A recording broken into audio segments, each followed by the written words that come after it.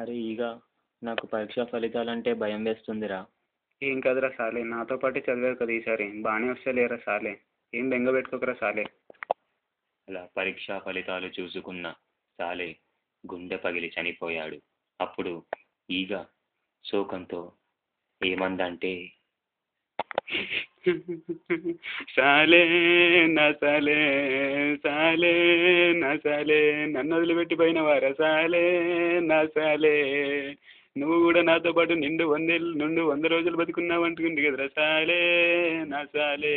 నీకు నీకు బెల్లం హల్వా చేసుకుందాం అనుకున్నావు కదరా సాలే ఓ సాలే. ఇద్దరం కలిసి బెల్లం కొడదాం అనుకున్నాం కదరా సాలే ఓ సాలే. నిన్ను ఎన్నిసార్లు సాలే అన్నా కూడా నువ్వు బాధపడలే కదరా సాలే ఓ సాలే. సాలే లేరా సాలే రే సాలే.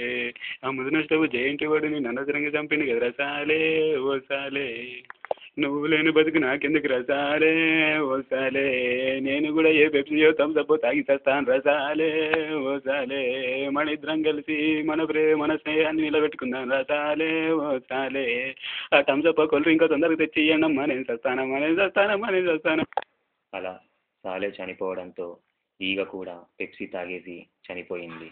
ఇదంతా ఎందుకంటే జేఎన్టీయూ కరెక్షన్లోని అవకతవకల వల్ల 2 నిండు ప్రాణాలు బలికొన్నాయి.